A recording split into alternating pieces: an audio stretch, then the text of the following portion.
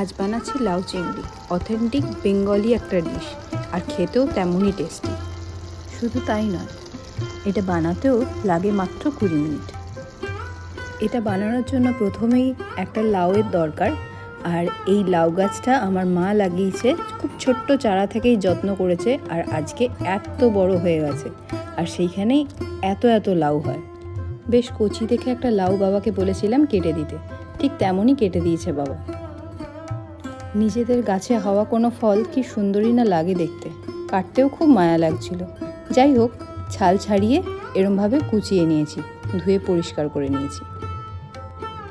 এর সাথে দরকার 250 গ্রাম মতন চিংড়ি মাছ। এখানে আমি 250 গ্রাম চিংড়ি মাছ ছাড়িয়ে পরিষ্কার করে নিয়েছি ধুয়ে। এবার এটাকে নুন আর হলুদ দিয়ে বেশ করে মাখিয়ে নিচ্ছি।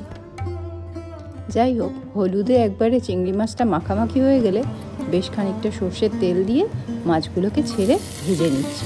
খুব বেশিক্ষণ ভাজবো না, হালকা করে একটু নেড়ে ভেজে নেব। তোমরা যদি এর থেকেও একটু ছোট সাইজের চিংড়ি মাছ পাও সেটাও খুব ভালো হয়। আমি যেহেতু পাইনি তাই এই সাইজের চিংড়ি মাছ দিয়েই করছি। যাই হোক, একটু ভাজা হয়ে গেলে আমি এটা একটা প্লেটে তুলে নিচ্ছি। মানে চিংড়ি মাছ থেকে একটু জলটা বেরিয়ে গেলে একটু নাড়াচাড়া করে তুলে নিলাম। আবারও একটু তেল দিয়ে দিচ্ছি কালো জিরে ফোড়ন। এখানে কালো জিরের সাথে তোমরা একটু শুকনো লঙ্কা ফোড়নও দিতে পারো, আমি দিইনি। যাই হোক, আর দিয়ে দিলাম বেশ খানিকটা কুচিয়ে রাখা পেঁয়াজ। মানে এখানে আমি একটা বড় সাইজের পেঁয়াজকেই কুচিয়ে রেখেছিলাম। এবার এর মধ্যে দিয়ে দিচ্ছি বেশ স্বাস্থ্যবান দুটো কাঁচা লঙ্কা, চিড়ে দিয়েছি কাঁচা লঙ্কাটা মাঝখান থেকে। লাউ চিংড়ি একটু মিষ্টি মিষ্টিই ভালো লাগে, তাই লঙ্কাটা আমি বেশি পরিমাণ দিচ্ছি না। বেশি ঝাল হয়ে গেলে লাউ চিংড়ির টেস্টটা কিন্তু সেরকম বোঝা যায় না। যাই হোক, এখানে বেশ খানিকক্ষণ পেঁয়াজটা নাড়াচাড়া করলাম।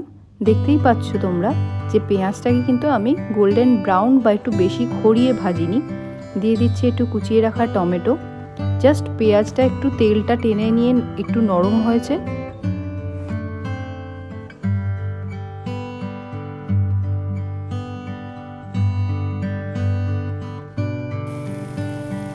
এবার এর মধ্যে দিয়ে দেব কুচিয়ে রাখা লাউটা।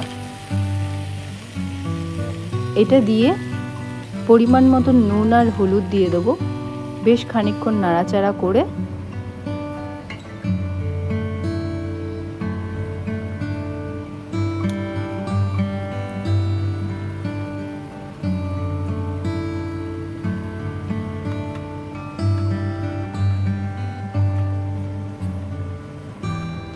লাউটা যদি সত্যিই ভালো হয়, একটু নাড়াচাড়া করতে না করতেই এখান থেকে জল বেরোতে শুরু করবে।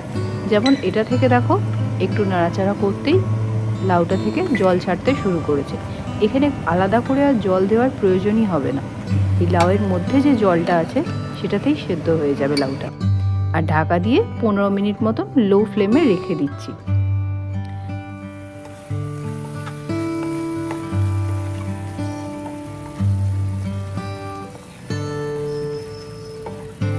এবার লাউয়ের সাথে চিংড়ির ভাব হওয়ার পালা। লাউটা সিদ্ধ হয়ে গেছে, জলটাও টেনে নিয়েছে, তাই দিয়ে দিচ্ছি ভেজে রাখা চিংড়ি মাছগুলোর মধ্যে। চিংড়ি মাছ দেওয়ার সাথে সাথেই আমি এখানে একটু মিষ্টি দিয়ে দিচ্ছি, মানে একটু চিনি দিয়ে দিচ্ছি। লাউ চিংড়ি একটু মিষ্টি মিষ্টি যেহেতু খেতে ভালো লাগে, আর চিনিটা দিলেই একদম পারফেক্ট টেস্টটা আসে। একটু নাড়াচাড়া করে নামিয়ে দেবো। একদম ready, perfect authentic Bengali recipe লাউ চিংড়ি। এটা তোমরা গরম ভাতের সাথে ট্রাই করে দেখো, অসাধারণ লাগবে খেতে। আর আমার ভিডিও যদি ভালো লেগে থাকে তাহলে অবশ্যই একটা লাইক করে সাবস্ক্রাইব করে দিও। দেখা হবে নেক্সট রেসিপিতে। সবাই খুব ভালো থেকো,